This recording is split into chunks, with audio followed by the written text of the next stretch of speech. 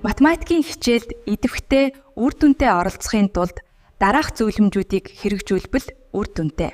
Урьдчилан бэлдэх. Хичээл орохоос өмнө тухайн сэдвийн гарчиг, томоо, жишээг хальт уншчихвал багшийн тайлбарыг илүү амархан ойлгоно.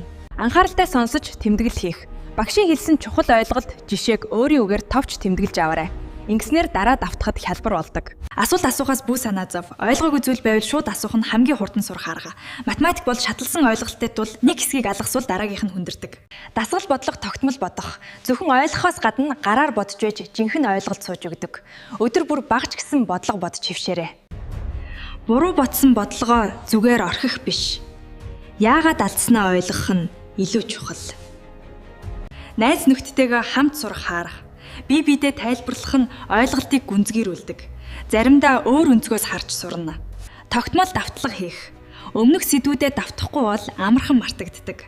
Шодоо хоногд ядаж нэг удаа давтж хөвшээрэй.